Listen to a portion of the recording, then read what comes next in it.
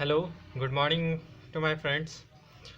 जैसा कि मैंने लास्ट वीडियो में आप सभी के लिए पॉलिनोमियल्स के टर्म्स एंड उसके डिफिनीशन को लाया और उस पर इम्पॉर्टेंट क्वेश्चन को भी मैंने डिस्कस किया आप लोग से। और चलिए आज नया चैप्टर की स्टार्ट करते हैं, जिसमें कि आप लोगों को कुछ आज मैं इंट्रोडक्शन दे देता हूँ। देन आफ्टर मैं आप लोगों को उसके बारे में और भी डिटेल्स मैं बताऊँगा। तो चलिए स्टार्ट करते हैं। Euclid's geometry. तो सबसे पहले जान लेते हैं कि ये यूक्लिड्स ज्योमेट्री है क्या और कहाँ से इसका शुरुआत हुआ। तो जैसा कि आप लोग को बता दो कि ये यूक्लिड्स एक साइंटिस्ट के नाम थे। यूक्लिड्स साइंटिस्ट के नाम थे जिन्होंने ज्योमेट्री के ही बारे में डिफरेंट ज्योमेट्री के बारे में डिफिनीशन दिया, उसके बारे में थ्योरम्स को डिराइव किया, पोस्टुलेट्स दिए। बहुत सारे उनके इन्वेंशन रहे थे अपने उस दौरान, अपने मतलब 300 BC के दौरान उनका बहुत सारा कंट्रीब्यूशन रहा था मैथ्स में ज्योमेट्री के रिगार्डिंग। वैसे तो कहा जाए इंडियन साइंटिस्ट का भी बहुत अधिक कंट्रीब्यूशन है। जैसे आप लोग जानते होंगे आर्यभट्ट, जिन्होंने आपका एरिया फाइंड आउट किए थे आइसोलेशन ट्रायंगल का, वॉल्यूम ऑफ पिरामिड का हो गया, और अप्रॉक्सीमेट वैल्यू ऑफ पाई का भी उन्होंने काफ़ी हद तक अचीव किया था। तो ऐसा नहीं है कि सिर्फ फॉरेन कंट्री के ही हमारे साइंटिस्ट कंट्रीब्यूट किए थे ज्योमेट्री में, हमारे इंडियन साइंटिस्ट भी बहुत कंट्रीब्यूशन थे। और चलिए उन्हीं के बारे में एक इम्पॉर्टेंस जो आता है वो है यूक्लिड्स ज्योमेट्री और यूक्लिड्स साइंटिस्ट जो थे उनके बारे में कुछ पोस्टुलेट्स के बारे में पढ़ते हैं और कुछ उनके टर्म जो डिराइव किए गए थे, उन्होंने जो कहा था उसके बारे में तो अबाउट इंट्रोडक्शन में जानते हैं। तो सबसे पहले आता है इसमें आपका एक्सियोम्स क्या होता है। एक्सियोम से एक ऐसा पोस्टुलेट है, ऐसा मतलब थीम है जिसको कि हम लोग को एजम्पशन करते हैं तो वो होगा ही होगा। जैसे कि क्या बोला जाए, अगर मान लीजिए कोई एक लाइन है, इसका मिड पॉइंट ये है, मिड पॉइंट का है ए बी, एक लाइन है, मिड पॉइंट आपका सी है सपोज। तो ये जो हाफ, ये दोनों पार्ट हुआ, ये ऑलवेज इक्वल ही होगा, क्योंकि इसका हाफ है तो ये पार्ट और ये पार्ट क्या होगा, इक्वल ही होगा। यानी ए सी इक्वल टू जो होगा वही आपका सी भी इक्वल टू होगा। तो ये इसमें आपको कोई प्रूफ करने की ज़रूरत नहीं है कि ये कैसे होगा, लेकिन हाँ ये होगा ही, ये एजम्पशन भी है और ये आपका दिख भी रहा है कि हाँ ये होगा। तो ये जो थॉट्स आया कि हाँ ये चीज़ होगा, तो इस चीज़ को कहाँ करते हैं, किसके अंतर्गत लाते हैं, एक्सियोम के अंतर्गत। ओके, जिसमें कि हमारा कोई प्रूफ का ज़रूरत नहीं है कि हमको प्रूफ करके बताना होगा कि हाफ पार्ट दोनों का इक्वल होगा। ठीक, जैसे कि होल इज़ ग्रेटर देन, ये पूरा पार्ट, अगर मान लीजिए ये सर्किल ले लेते हैं, सर्किल का इतना सा पार्ट क्या होगा, ऑलवेज स्मॉलर होगा इस पूरे से पार्ट के, इस पूरे के पार्ट के थोड़ा सा जो पार्ट लेंगे वो क्या होगा, ऑलवेज स्मॉलर ही होगा। इसको प्रूव करने का ज़रूरत नहीं है। अब ये इसी लाइन जो हम ए बी ड्रॉ किए, इस ए बी ड्रॉ में different infinite numbers of point होंगे। ठीक, डिफरेंट पॉइंट्स होंगे और ये कितना होंगे, इन्फिनाइट नंबर्स होंगे। तो इसका हमको प्रूफ करने की आवश्यकता नहीं है कि ये कितना पॉइंट्स होंगे। ठीक, ये होगा ही, तो ये एजम्पशन है और इसको प्रूफ करने की ज़रूरत नहीं है। दूसरा आता है आपका क्या, ये हो गया। तो अब दूसरा देखिए स्टेटमेंट। स्टेटमेंट क्या होता है कि हो सके स्टेटमेंट जो भी कहा जाए, जो भी हम स्टेटमेंट करते हैं, जो भी बात हम कहते हैं, हो सकता है वो सही भी हो और कभी गलत भी हो। ठीक, जैसे कि मान लिया जाए कि हम बोलते हैं कि ट्रायंगल में एंगल का सम जो होता है, ये एंगल और ये एंगल का सम जो होता है वो कितना होता है, 180 के बराबर होता है। ठीक, अगर ये एजम्पशन को हम क्या बोलते हैं कि सही मानते हैं, तो अगर कोई हमसे आके कह दे नहीं इसका जो सम होता है 360 होता है, तो हम क्या कहेंगे, ये गलत है। ठीक, ये स्टेटमेंट हुआ। ठीक, ये स्टेटमेंट का मतलब हो गया कि हम यहाँ पे जब हम जानते हैं कि sum of the angles of a triangle ये क्या है, 180 डिग्री है ना। तो ये जो 180 डिग्री है, तो इट मीन्स दैट कि ये स्टेटमेंट क्या हो गया, फॉल्स हो गया। अगर कोई कहेगा कि sum of the angles of a triangle is 360, तो ये फॉल्स होगा। और ये हम जानते हैं, इसके बारे में हम लोग पढ़े भी हैं, इस वजह से हम लोग इस चीज़ को जानते हैं कि सम ऑफ द एंगल्स होगा ऑफ ए ट्रायंगल का 180 होगा। ओके फ्रेंड्स, इसमें आपको प्रूफ करने के लिए भी दिया जाता है, और प्रूफ के थ्रू ये जज है कि हाँ ये चीज़ जस्टिफाइड है। ये कहेंगे कि ट्रायंगल का आपका सम कितना होता है, 180 होता है। ठीक, अब आता है सेकेंड थर्ड टर्म्स, क्या है, थ्योरम्स। थ्योरम क्या है, कोई भी स्टेटमेंट को, वही चीज़ हो गया कि कोई भी स्टेटमेंट को जब कह रहे हैं तो उसका प्रूफ अगर हम सही तरीके से डिराइव करके उसे सही तरीके से बता दें कि ये थ्योरम सही में एग्जिस्ट करता है, वो कोई स्टेटमेंट एग्जिस्ट करता है, वो किसके थ्रू, तो थ्योरम के ही थ्रू हम फाइंड आउट करते हैं। तो जैसे कि हम अभी बोले ही कि ट्रायंगल का आपका तीनों का एंगल का सम कितना होगा, 180 होगा। तो ये स्टेटमेंट है, और स्टेटमेंट को अगर प्रूफ कर दें तो ये मेरा क्या हो जाएगा, वैलिड हो जाएगा, ये एक थ्योरम बन जाएगा। ओके, तो कह सकते हैं कि स्टेटमेंट कुछ ट्रू भी हो सकता है, फॉल्स भी हो सकता है। यही स्टेटमेंट दूसरे स्टेटमेंट में क्या कहते हैं कि sum of the angles of a triangle is equal to 360 degree. तो मेरा ये स्टेटमेंट तो है, लेकिन ये स्टेटमेंट वैलिड है कि अनवैलिड है, इसके बारे में थ्योरम के थ्रू हम लोग फाइंड आउट करते हैं कि वो सही में है या फिर नहीं है।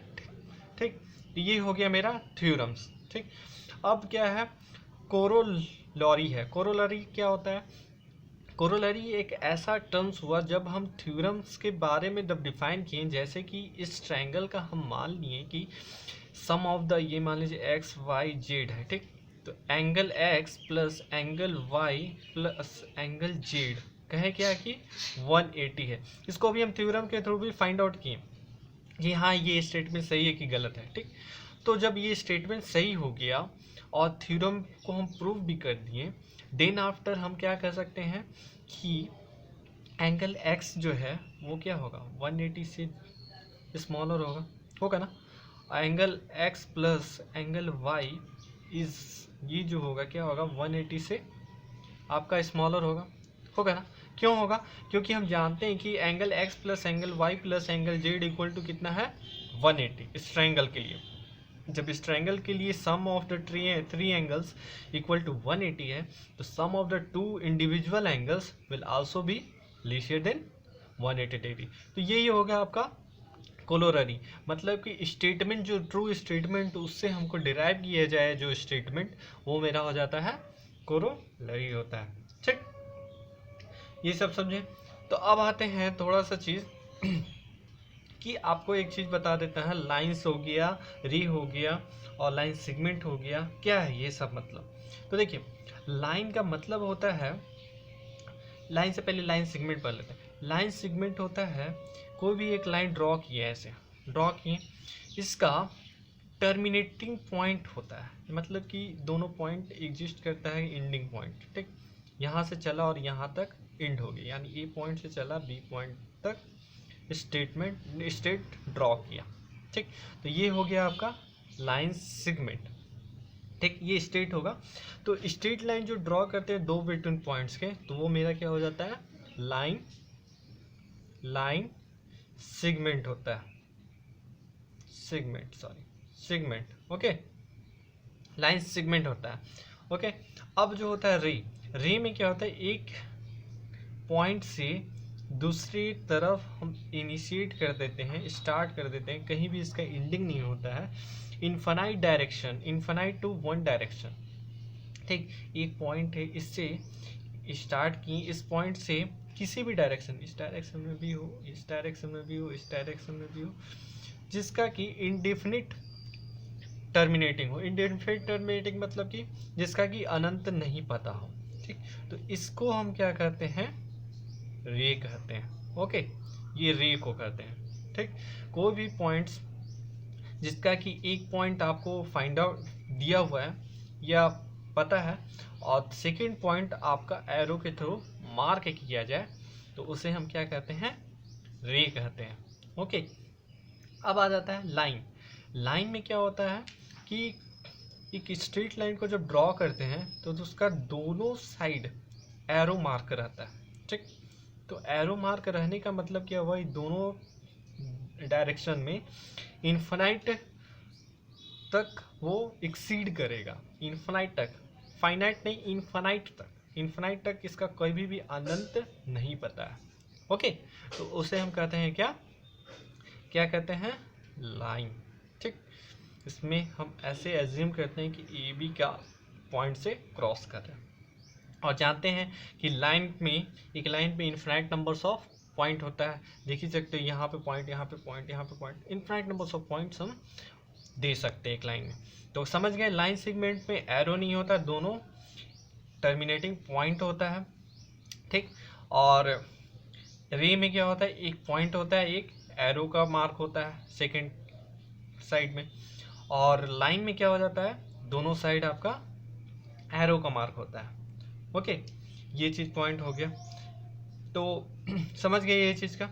अब आते हैं कुछ यूक्लिड्स का पोस्टुलेट था। यूक्लिड्स का पोस्टुलेट क्या था, 5 मेजर पोस्टुलेट था, जिसको कि हम लोग स्टडी करेंगे। ठीक, स्टडी इसलिए इनका करते हैं क्योंकि ये सक्सेसिव बहुत आगे तक अपने ज्योमेट्री में हम लोग को बहुत सारा कंट्रीब्यूट किए हैं ये साइंटिस्ट, और इनका सब चीज़ कहिए तो लगभग कि जो भी इनका पोस्टुलेट था वो सब चीज़ सही ही था, कुछ भी इसमें ज़्यादातर रॉन्ग नहीं मिला। इस वजह से इनके आइडियोलॉजी को साइंटिस्ट लोग भी फॉलो करते हैं।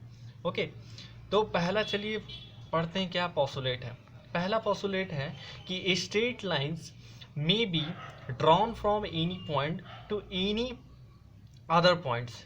अगर बोला जा रहा है कि एक स्ट्रेट लाइन है जो मेरा, वो स्ट्रेट लाइन देखिए, मतलब कोई भी स्ट्रेट लाइन है वो ड्रॉ किया जाता है फ्रॉम एनी पॉइंट्स, कोई भी पॉइंट से हम ड्रॉ कर सकते हैं, पॉइंट हुआ, कोई भी पॉइंट से आप ड्रॉ करते हैं, तो एनी अदर पॉइंट्स, कोई भी ऐसे ड्रॉ किए ये भी स्ट्रेट लाइन हुआ, ऐसे ड्रॉ किए ये भी स्ट्रेट लाइन हो गई, एम बी मान लीजिए, ए सी मान लीजिए, इस तरह का ड्रॉ किए।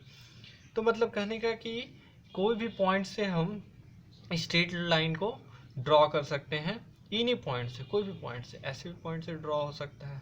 ठीक, तो ये पॉइंट क्या हो जाएगा, सी मान, इसको पी मान लीजिए, कुछ भी मान सकते हैं।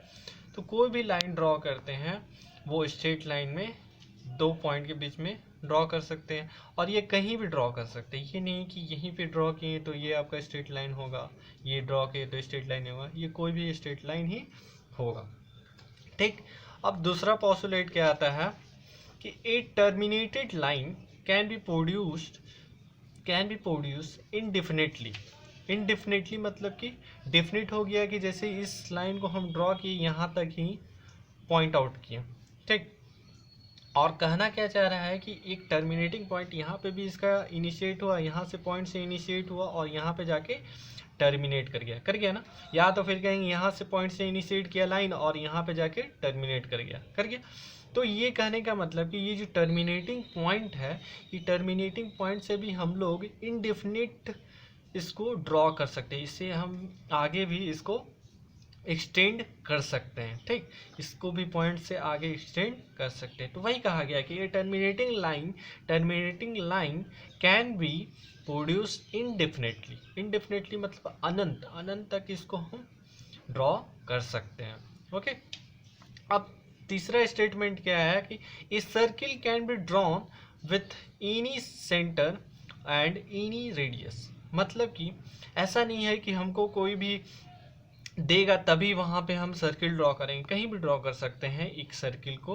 ठीक, with the help of centre, इसके सेंटर से ही ना कंपास के थ्रू हम लोग सर्किल को ड्रॉ करते हैं। ऐसा तो नहीं है कि सर्किल बना के क्या उसका सेंटर को फाइंड आउट करते हैं, ऐसा नहीं ना, पहले सेंटर को फाइंड आउट करते हैं, उसके बाद उसके अक्रॉस सर्किल को ड्रॉ करते हैं with the help of compass, करते हैं ना।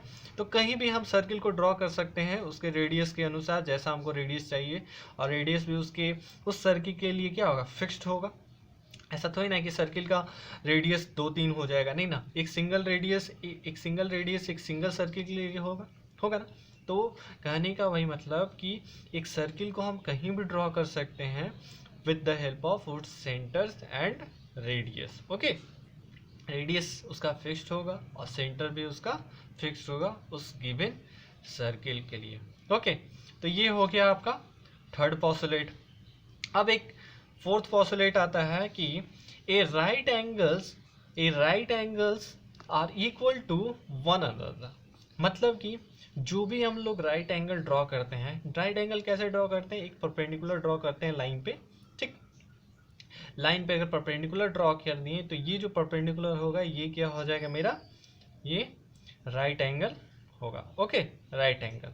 तो ये राइट एंगल जितना भी हम लोग कहीं भी ड्रॉ करेंगे जो परपेंडिकुलर होगा तो वो क्या होगा कि आपका 90 डिग्री ही बनाएगा, ठीक। तो ऑल एंगल्स क्या होगा, सेम होगा। ऐसा थोड़ी ना कि कहीं नया राइट एंगल ट्रायंगल बनाया उसका 90 से कम हो जाए।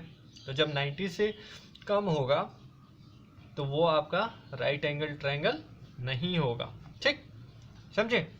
तो ये कहने का मतलब कि राइट एंगल वो नहीं होगा, जब तक वो राइट एंगल होगा इट मीन्स वो 90 डिग्री ही बनाएगा। और ऑल एंगल्स इस तरह का जो ड्रॉ करेंगे वो क्या होगा, आपका राइट एंगल इक्वली होगा। अब एक लास्ट पोस्टुलेट है, इसको थोड़ा सा समझ लेते हैं कि क्या है। इफ ए स्ट्रेट लाइंस, दिख रहे हैं आप लोग, if a straight lines falling on two straight lines, falling on two straight lines, मान लीजिए कि कोई स्ट्रेट लाइन ऐसे है, ठीक, सपोज, और फॉलिंग ए स्ट्रेट लाइंस मतलब कि एक स्ट्रेट लाइन ऐसे फॉल कर रहा है, ठीक। ऐसे भी स्ट्रेट लाइंस हो सकता है, ऐसे भी स्ट्रेट लाइंस हो सकता है, कोई दिक्कत नहीं। तो चलिए, makes an interior angle, makes an interior angle, ये एंगल हो गया, ये एंगल हो गया, क्या हो गया, इंटीरियर एंगल हो गया ना। तो कह रहा है क्या कि makes the interior angle on the same side of it taken together less than two right angle, then the two right angle मतलब कि दो राइट एंगल, यानी कि 90 + 90 हो गया आपका two right angle. Then the two straight lines if produce indefinitely meet on that side on which the angles taken together are less than the two right angle। मतलब कहने का कि ये जो लेस होगा किससे होगा, टू राइट एंगल से होगा। ओके, तो ये कहने का मतलब देखिए क्या है कि अगर मान लीजिए दो स्ट्रेट लाइन है, ये अगर पैरेलल होगा तो आपसे कहीं नहीं मिलेगा, और जब नहीं मिलेगा तो कहने का मतलब ये एंगल और ये एंगल क्या होगा, इक्वल टू आपका 180 होगा, ठीक। ये तो होगा जब पैरेलल है कंडीशन तब, लेकिन यहाँ पैरेलल नहीं कहा, ये कहा है कि अगर मान लीजिए कोई स्ट्रेट लाइन ऐसे ड्रॉ कर रहे हैं, एक स्ट्रेट लाइन ऐसे ड्रॉ कर रहे हैं, दो स्ट्रेट लाइन हो गया, ठीक, और थर्ड स्ट्रेट लाइन जो इसको क्रॉस कर रहा है, ठीक। जब क्रॉस कर रहा है तो ये जो दो स्ट्रेट लाइन है कहीं पे इंडेफिनिट पॉइंट पे जाकर मीट करेगा, मान लीजिए कोई पॉइंट में मीट करेगा, ठीक। तो ये जो मीट करने के बाद ये एंगल और ये एंगल जो बन रहा है स्ट्रेट लाइन का वो क्या होगा, ऑलवेज, अगर मान लीजिए ये θ1 है, ये θ2 है, तो θ1 + θ2 is always lesser than 2 × 90 degree.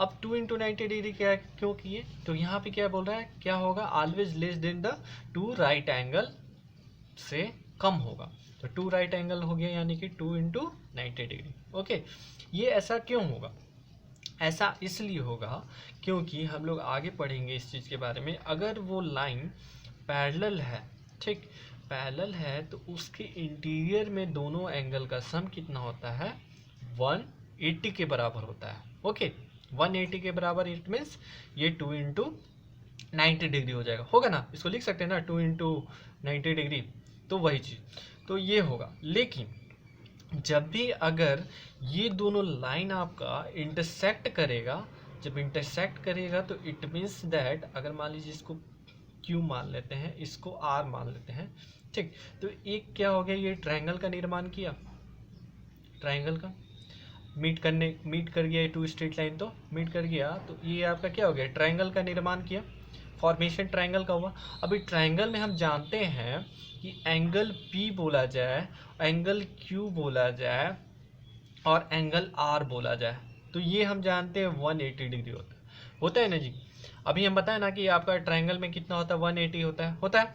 तो अब बोलिए ये दो एंगल ही 180 हो जाएगा, angle Q + angle R equal to 180 हो जाएगा, it means that angle P क्या होगा, तब एंगल पी इक्वल टू 0 हो जाएगा, इट मीन्स होगा ना।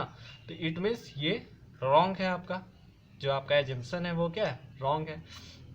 तो इसी वजह से कि कभी भी ये आपका दोनों का सम जो होगा वो क्या होगा, always less than 2 into right angle से कम होगा। इसीलिए कहा गया कि अगर ये दोनों पॉइंट मीट कर जाता है तो क्या होगा, ऑलवेज क्या होगा, 180 से लेस होगा। ओके फ्रेंड्स, तो ये था आप लोग के लिए पोस्टुलेट्स के बारे में। अब इसमें आ जाता है जैसे कि कोलिनियर पॉइंट। ये सब मैं पॉइंट्स बता देता हूँ कि ताकि आपको आगे जब इंट्रैक्शन करवाऊँगा पॉइंट्स में, ज्योमेट्री में एरिया आउटर ट्रायंगल हो गया, ज्योमेट्रिक्स के और भी बहुत सारे थ्योरम्स को लेकर आऊँगा, तो ये सब उस समय समझाने से अच्छा है कि अभी मैं समझा दे रहा हूँ ताकि आप लोग को आगे प्रॉब्लम ना हो।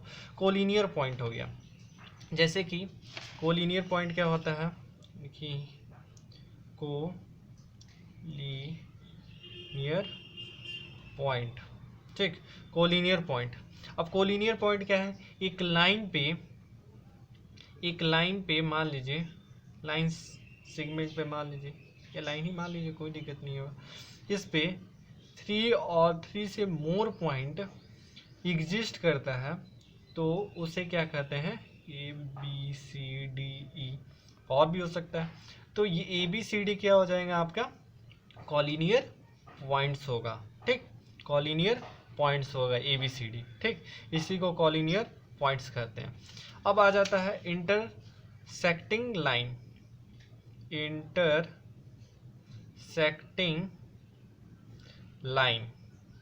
इंटरसेक्टिंग लाइन का मतलब क्या होता है, जैसे कि दो लाइन ऐसे है आपका, ठीक, लाइन हो गया तो यानी कि दोनों तरफ एरो होगा आपका, अभी बताए थे, ठीक। तो जब लाइन हो गया, दोनों इंटरसेक्ट कर रहा है किसी पॉइंट O पे, तो ये हो गया आपका AB मान लेते हैं, ये लाइन है, और ये CD मान लेते हैं, तो ये क्या हो जाएगा, आपका लाइन इंटरसेक्ट कर रहा है एट पॉइंट O। ओके, तो यही इंटरसेक्टिंग ऑफ लाइंस का मतलब हो गया, ठीक। कंकरेंट लाइन हो गया। कंकरेंट लाइन का मतलब क्या होता है, कंकरेंट लाइन,